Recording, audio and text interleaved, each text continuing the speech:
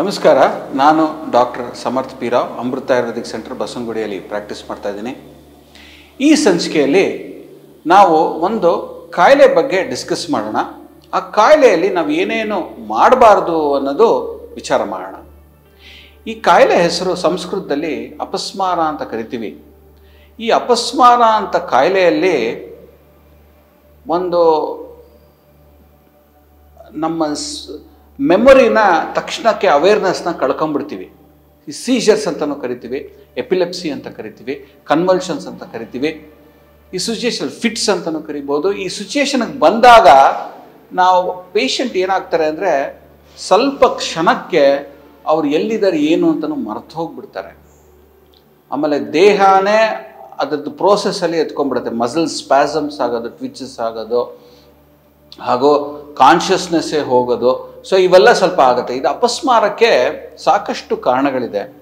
ಕೆಲವು ಬೆಳವಣಿಗೆಯಲ್ಲೇ brain development ಸರಿಗಾಗದೇ ಇರ್ಬೋದು, ಅಥವಾ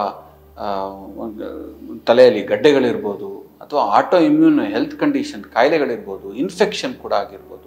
ಈ ಥರ ಸಾಕಷ್ಟು ಕಾರಣಗಳಿದೆ. ಟ್ರಾಮಾ ಆಗಿರ್ಬೋದು, ಎಲ್ಲರ ಬಿದ್ದು ಗಾಯ ಮಾಡ್ಕೊಂಡಿರೋದು, ಅಥವಾ ತುಂಬ ಜ್ವರ ಬರೋದು, ಈ ಥರದ್ದು ಸಿಚುಯೇಷನ್ಸಲ್ಲೆಲ್ಲ ಈ ಸೀಜರ್ಸ್ ಅನ್ನೋದು ತುಂಬ ಆಗುತ್ತೆ. ಆಯುರ್ವೇದದಲ್ಲಿ ಅಪಸ್ಮಾರ ಅಂತ ಕರಿತೀವಿ. ಅಪಸ್ಮಾರದಲ್ಲಿ ತಮಃ ಪ್ರವೇಶ ಆಗುತ್ತೆ ಅಂತ ಹೇಳ್ತೀವಿ. ತಮಃ ಪ್ರವೇಶ ಅಂದರೆ ಒಂದು ಕತ್ಲೆಯಲ್ಲಿ ಎಂಟ್ರ್ ಆಗುತ್ತೆ ನಮ್ಮ ಥಿಂಕಿಂಗು, ಮೈಂಡು, ಇದೆಲ್ಲ. ಈ ಅಪಸ್ಮಾರ ಆದಾಗ ನಾವು ಆದಷ್ಟು ಅಪಸ್ಮಾರ ಇರೋರು ಮತ್ತು ಆಗದೇ ಇರೋದಕ್ಕೆ ನಾವು ಏನೇನು ಮಾಡಬಾರ್ದು ಅಂತ ಆಯುರ್ವೇದ ಹೇಳುತ್ತೆ. ಮೊದಲನೇದು, 3 ಇಮೋಷನ್ಸ್ನ ನಾವು ದೂರ ಇಡಬೇಕಾಗತ್ತೆ. ತುಂಬ ಹೊತ್ತು ದುಃಖದಲ್ಲಿರೋದು, ಬೇಜಾರು ಪಡ್ಕೊಳ್ಳೋದು ವಿಚಾರ, ಇದು ಜಾಸ್ತಿ ಹೊತ್ತು ಮಾಡಕೂಡ್ದು. ಎರಡನೇದು, ತುಂಬ ಭಯಕ್ಕೆ ಒಳಗಾಗಬಾರ್ದು. ಯಾವುದೋ ಸನ್ನಿವೇಶನೋ, ವ್ಯಕ್ತಿನೋ, ಸಿಚುಯೇಷನೋ ನೆನಪು ಮಾಡ್ಕೊಂಡು ಭಯದಲ್ಲಿ ಒಳಗಡೆ ಇದ್ದರೆ ಇದು ಕೂಡ ಸೀಜರ್ಗೆ ಒಂದು ದೊಡ್ಡ ಕಾರಣ. ಮೂರನೇದು, ಕೋಪಕ್ಕೆ ಒಳಗಾಗೋದು. ಕೋಪದ ಸಿಚುಯೇಷನ್ ಬಂತು ಅಂದರೆ ಅಲ್ಲೇ ಇರಕ್ಕೆ ಹೋಗಬೇಡಿ, ಜಾಗ ಬದಲಾಯಿಸಿ, ಕೋಪನ ಶಾಂತ ಮಾಡ್ಕೊಳ್ಳಿ. ಇದು 3 ತುಂಬ ಇಂಪಾರ್ಟೆಂಟು. ದುಃಖ, ಭಯ ಹಾಗೂ ಕ್ರೋಧಕ್ಕೆ ಜಾಸ್ತಿ ಒಳಗಾಗಬಾರ್ದು ನಿಮ್ಗೆ ಸೀಜರ್ಸ್ ಜಾಸ್ತಿ ಇತ್ತು ಅಂದರೆ. ಇದು ಆಯುರ್ವೇದ ಹೇಳುತ್ತೆ. ಸ್ವಚ್ಛವಾಗಿರೋ ಆಹಾರ ತಿನ್ನಲೇಬೇಕು. ಅಸ್ವಚ್ಛವಾಗಿರೋದು ಆಹಾರ ತಿನ್ನಬಾರ್ದು. ಎಲ್ಲೆಲ್ಲೋ ತಿನ್ನೋದು ಇನ್ಫೆಕ್ಷನ್ಗೆ ಕಾರಣ ಆಗುತ್ತೆ. ಮದ್ಯಪಾನ ಸೇವನೆ, ಸೀಜರ್ಸು, ಎಪಿಲೆಪ್ಸಿ ಇರೋರು, ಮಾತ್ರೆಗಳು ತೊಗೊಳೋರು ಖಂಡಿತವಾಗ್ಲೂ ಸೇವನೆ ಮಾಡಬಾರ್ದು. ಆಯುರ್ವೇದ ಹೇಳುತ್ತೆ. ಯಾತಕ್ಕಂದರೆ ಈ ಮದಾತ್ಯ ಸೇವನೆ ಮಾಡೋದ್ರಿಂದ ಸೀಜರ್ ಅಟ್ಯಾಕ್ಸ್ಗಳು ಜಾಸ್ತಿ ಆಗುತ್ತೆ.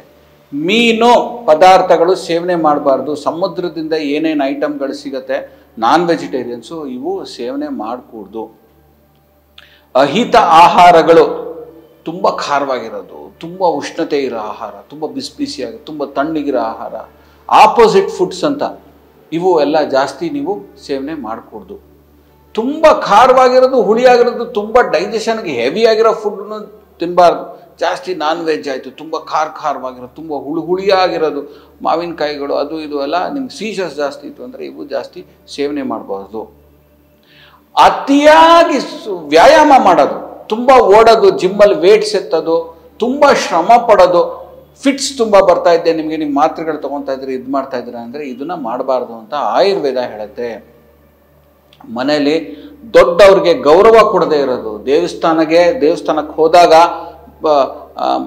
ಭಗವಂತನ ಕೈ ಜೋಡಿಸಿ ಶರಣಾಗೋದು ಬಿಟ್ಟು ನೀವು ಬೇರೆ ಎಲ್ಲ ಮಾಡ್ಕೊಳಕ್ಕೆ ಹೋದ್ರಿ ಅಂದರೆ ಇದು ಕೂಡ ಅದು ಏನಾಗುತ್ತೆ ಅಂದರೆ ಒಂದು ಮನಸ್ಸು ಧೈರ್ಯ ಕಳ್ಕೊತೀವಿ. ನಾವು ಯಾವಾಗಲೂ ಆಶ್ರಯದಿಂದ ಇರಬೇಕು. ದೊಡ್ಡವರಿಂದ, ಭಗವಂತನಿಂದ ಆಶ್ರಯದಲ್ಲಿದ್ದರೆ ಮನಸ್ಥಿತಿ, ಭಯ ಹಾಗೂ ದುಃಖ, ಕ್ರೋಧಗಳಿಗೆ ಅವಕಾಶಗಳು ಆಗೋದಿಲ್ಲ. ಎಲ್ಲ ಥರದ್ದು ಸೊಪ್ಪಿನ ತರಕಾರಿಗಳನ್ನ ಬಿಟ್ಬಿಡ್ಬೇಕು. ನೀವು ಜಾಸ್ತಿ ತೊಗೊಬಾರ್ದು. ಇದರಿಂದ ನಾವು ಕೂಡ ಕೆಲಸಲ್ಲಿ ಇನ್ಫೆಕ್ಷನ್ಸು, ಇವು ಈ ಡೈಜೆಷನ್ ಆಯುರ್ವೇದ ಅಂತ ಒಂದು ಹೇಳುತ್ತೆ. ಈ ಮಳೆಗಾಲದಲ್ಲಿ ಸಿಗೋ ಹಣ್ಣುಗಳು ಕೂಡ ತಾವು ಜಾಸ್ತಿ ಸೇವನೆ ಮಾಡಬಾರ್ದು. ಮಳೆಗಾಲದಲ್ಲಿ ಸಿಗೋ ಹಣ್ಣುಗಳು ಕೂಡ ನಿಷೇಧ. ಅಪಸ್ಮಾರ ಇತ್ತು ಅಂದರೆ ನಿಮಗೆ ಹಸುವು ಮತ್ತು ಬಾಯಾರಿಕೆ ತುಂಬ ಆಗ್ತಾ ಇತ್ತು ಅಂದರೆ ಇದನ್ನು ತಡೆದು ಹಿಡ್ಕೊಳ್ಳೋದು, ಉಪವಾಸಗಳು ಮಾಡೋದು. ಇದು ಸೀಜರ್ಸು, ಕನ್ವಲ್ಷನ್ಸ್ ಇತ್ತು, ಅಪಸ್ಮಾರ ಇತ್ತು ಅಂದರೆ ಜಾಸ್ತಿ ನೀರು ಕುಡಿದೇ ಇರೋದು, ಊಟನೂ ಮಾಡದೇ ಇರೋದು, ಉಪವಾಸಗಳು ಜಾಸ್ತಿ ಮಾಡೋಕ್ಕೆ ಹೋಗಬೇಡಿ.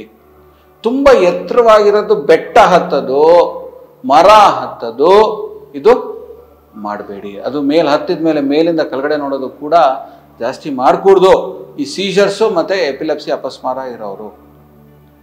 ನಾನು ಮುಂದಿನ ಸಂಚಿಕೆಯಲ್ಲಿ ನಿಮ್ಮ ಜೊತೆ ಮತ್ತೊಂದಿಷ್ಟು ಹೇಳ್ತೀನಿ, ಏನೇನು ನೀವು ಸೇವನೆ ಮಾಡಬಹುದು ನಿಮಗೆ ಅಪಸ್ಮಾರ ಇತ್ತು ಅಂದರೆ. ಅಲ್ಲಿವರೆಗೂ ನಮಸ್ಕಾರ.